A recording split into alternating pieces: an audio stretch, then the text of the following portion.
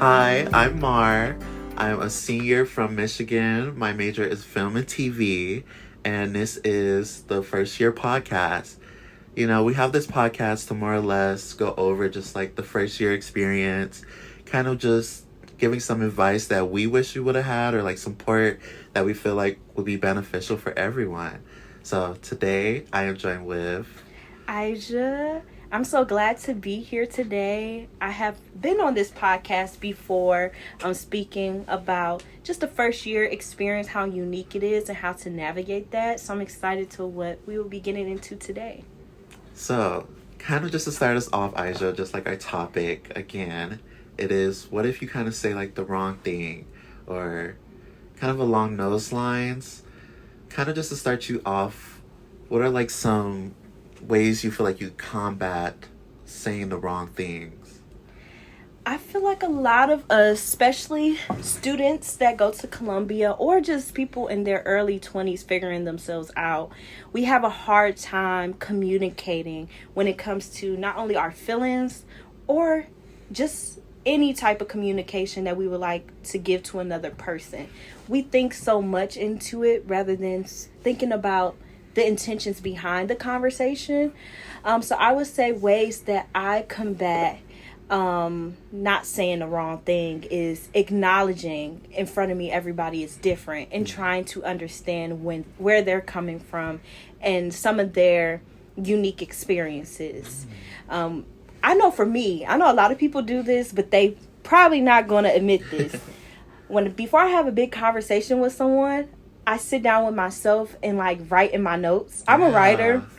So I think about that person. A lot of people say all the time, in conversations that need to be held, you shouldn't think about what other people might say or think. Mm-hmm. Just give yourself the opportunity to speak. And I feel like that is so wrong. Yeah. Having a conversation is not all about just one person. It's not one-sided. It's two people having a conversation about something that they both care about. Or if there's an issue that have arisen, it's good to have that conversation and talk it out. So for me, I write it out. Yeah. I think about the other person. Also thinking about prior situations involving that said person, and think about the best way to go about it intentionally. Yeah.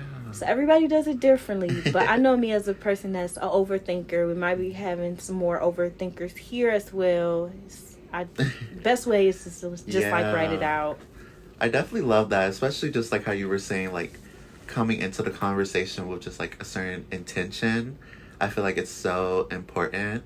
I know personally for me, I like try at least more or less think about setting my boundaries or like what I can do in this conversation so we make sure this situation doesn't happen again, which I feel like is very important. Like intentions or knowing why we're coming into this conversation can just go very far rather than just having like the blanket conversation. Mm-hmm. We're just here just to say, oh, you hurt me, I hurt you, now what?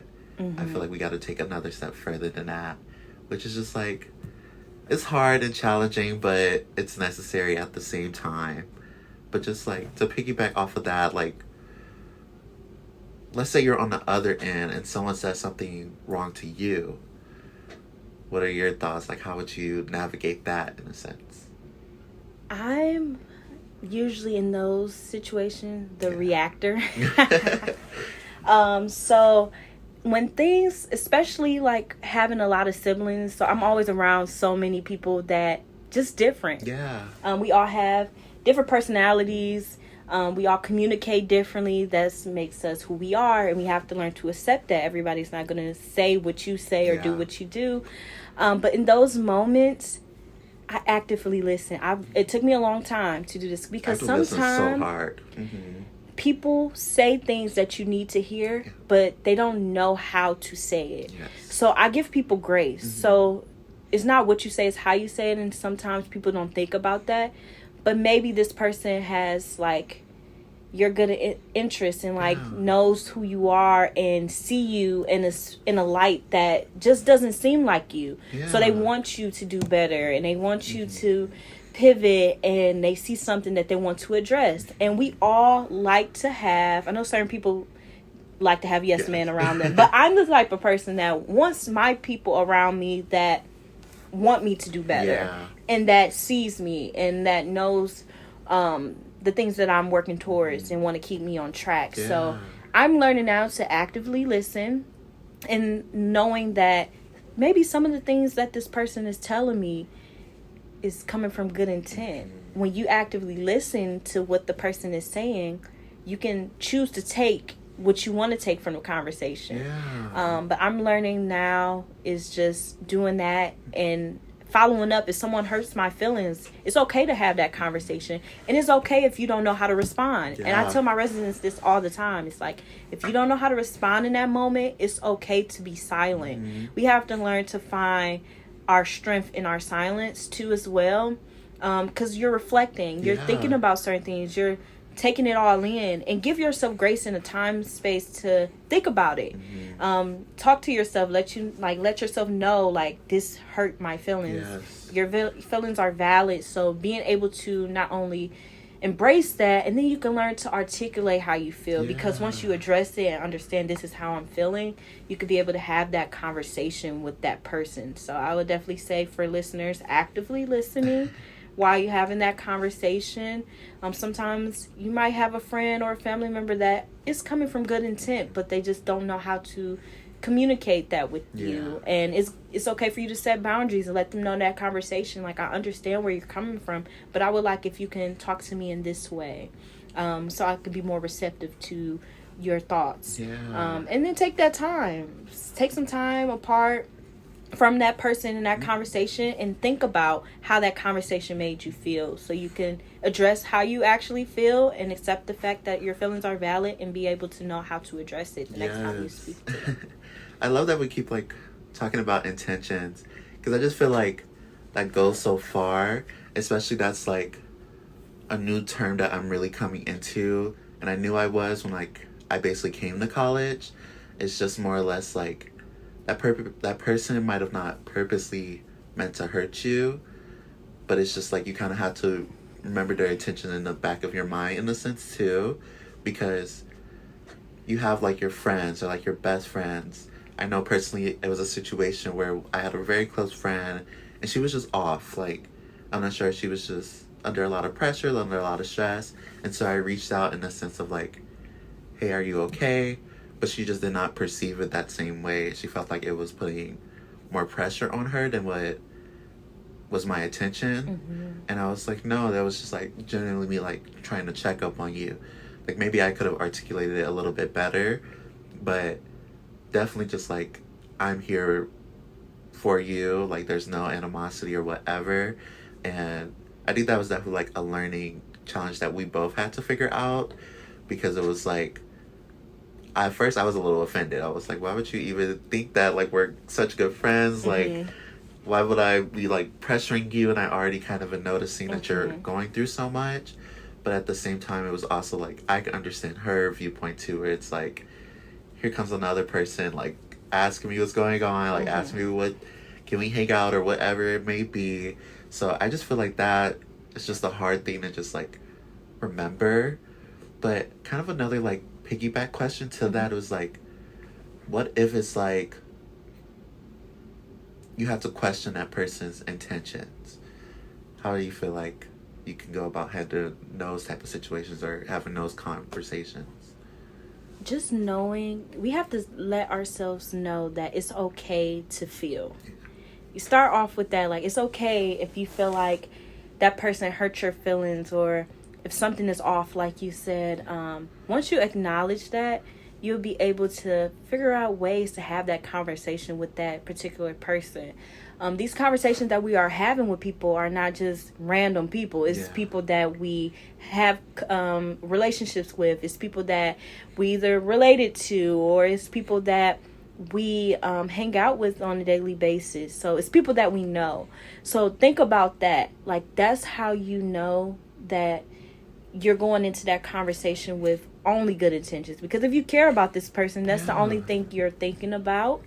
And sometimes you also have to understand, like you said, understand where that other person headspace is, because you don't want to put additional stress on their plate And you don't want them to feel like they are alone and everybody, including you, are against them, because it's not true.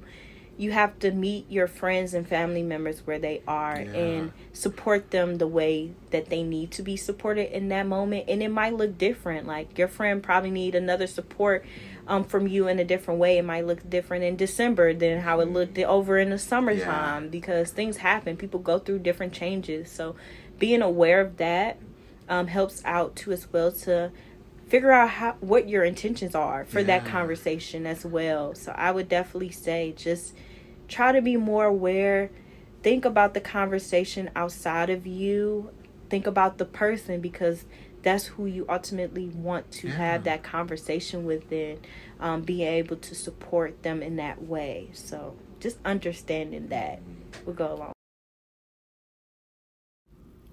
I briefly wanted to jump in to invite you to fill out our listener survey. Our first year was made by and for students to address topics that students see as potential barriers, concerns, or intentional joyous moments to get from our first year to graduation. Go to bit.ly/OFY feedback. That's bit.ly/OFYFEEDBACK to fill out the survey. As a thank you, you will be entered into a raffle every semester. Thank you, and now back to the episode. I love that. Even just like adding on to too, just like, because I definitely been there where I'm like, oh, I don't want to add like more stress or like be the problem, but kind of even how we were saying earlier, like, it's okay to have feelings, and like, this thing did hurt you, like, acknowledge that for yourself. And I don't think that's ever wrong if you're like want to bring that up to the people who are also supposed to be loving and caring about your feelings as well. Like, if this thing hurts you and it might be finals week and everybody's stressed, like, it's still very much valid. Yes. Yeah.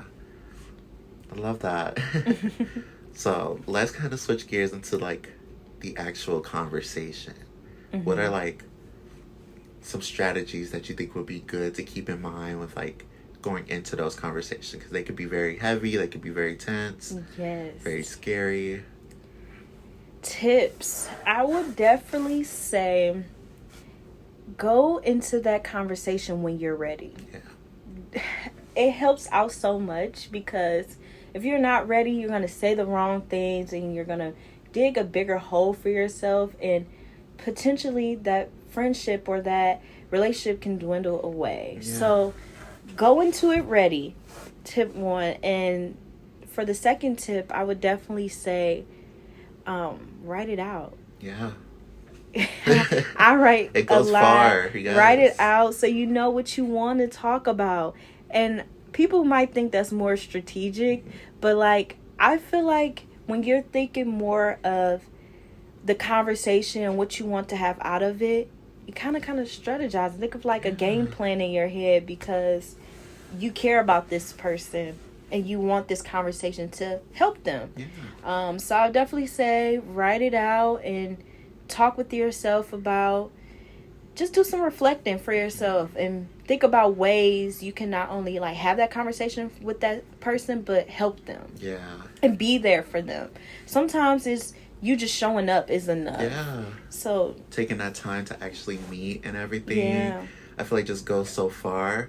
And I think even with that, you have to remind yourself, like, this person also took that time to be here, to have this conversation. So hopefully they feel the same way, like, I actually want to talk this out and like try to figure it out in some way. I know personally for me, I write it out too, just to help me process how I'm feeling, and just to like really know like this thing is bothering me, like, and help me come to like a deeper conclusion. Because sometimes you might not even know, like, ouch, that kind of hurt me, but like, what exactly was it that hurt me about what they said, what they did? Like, kind of get into the root of it for yourself, and then just kind of coming into like that conversation, I want to say open-minded, but just like open-minded in the sense of like, don't expect them to say what you think they're gonna say. Just be prepared to just like have a conversation. Yes. I think people miss out too, like for one of the third tips, I would definitely say just make sure you're actively listening. And what that looks like, everybody doesn't give like eye contact, and that's fine. Everybody deals with different things differently, but just being engaged, meaning like just listening to that individual as they talk. Don't think about what to say next while they're talking. Say what you feel and mean with what you say, and have some intent behind it. Just try to just listen during that conversation. So, and then lastly, just respect. Like, respect each other. Respect each other. Let each other speak when that person is talking. Don't talk over them. And sometimes maybe you have to change the space, the scenery. Like, sometimes you can't have certain conversations in certain spaces. Like, I wouldn't have a serious conversation with you, Mar, in a work setting. Or maybe pull that person to the side, or maybe go see them in their comfortable space and just meet them where they are. I love that. That's location is big, because that can also change how that conversation will go. The mood, the tone, yes, definitely. I love that. My kind of like next question would more or less be like, let's say the situation is just like turning sour. How would you kind of handle that? Or like tips you'll give? I tell my younger siblings and students that I supervise in the buildings, I just let them know that it's okay to know when that time is up. You can do, if it's affecting your mental health and how you live your life, it's okay to go different ways. It's okay to have that conversation when it hits its dead end, and let that other person know, like, this just not working for me. Like, it's causing me to constantly think about this conversation all the time. We had this conversation previously and things are progressing not in a good way. And just, it's a learning process. Like, I tell people that a relationship is just not about what you got out of it. It's also about the learning experience. You learn so much about yourself through other people. So acknowledging that and being real with yourself and letting yourself know when enough is enough for you. You can't push yourself to the limit if that person doesn't showcase that they want that relationship or friendship or family interaction to be what it once was. You can't be the only one pushing for that. So just knowing when it's over. And that's hard. Okay. That's like a hard truth. But like, it is the truth too. Like, I know definitely for myself, there's been moments where I'm just like, this conversation is not benefiting neither one of us. We're just kind of going in circles. And I think it's just best if we just take time away and step away from this conversation and just, I don't know, maybe you can come back to it. Revisit it whenever. But I feel like if it's truly like not beneficial and it's just making you more angry or them more angry, everything more tense, and I think that's when you'd be like, okay, let's just take a step back. We'll revisit this if we can. If not, then sorry it had to be this way. But at the same time, it's like just protecting your own peace is also very important. I love that. You have some really good tips. Was there anything like else that you really want to like let people know, or just like ways they could combat saying the wrong thing, you know? One thing I would like to tell the listeners is be aware of your privilege. Be aware of how different you are than others. And just be aware of like your surroundings. I feel like as people, if we become more aware of who we are as individuals and how different everyone is in the world, we can later understand people more and have those conversations and be able to meet people where they are. And we have to stop assuming certain things about individuals and really getting to know them. And it all goes back to that word we were talking about, which is like good intentions. And having good intent is to want to know that person on a personal level, or caring about that person So I would say definitely, as daily things that we do in the world, is just trying to reflect on that more, that understanding piece, and also just being more aware. Yeah. I love that. That and just like truly taking some time to like process how you feel, I think are just so critical. If that's writing it out, that's creative expression, like whatever way you work through your feelings and emotions, just like focusing in on that. And just, I know it helps me be like, am I really mad about this situation, or am I just mad in the moment? And that helps me protect my peace, my energy, and, you know, move through my life better and without taking up so much time on things that don't matter. But thank you for having this conversation with me. Where can everybody find you at? I'm everywhere. I would say most likely for students that are listening, you can find me on campus, either in the student center or just in different class buildings.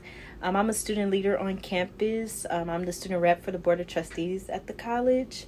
I'm also a RA here on campus. So I work basically in the student affairs umbrella. Everything students related, I'm really involved in. I just love seeing the evolution of students here at the college and seeing what they bring to the table and how they express their art. So find me there. And then personally, you can follow me on Instagram at Aija.Marie.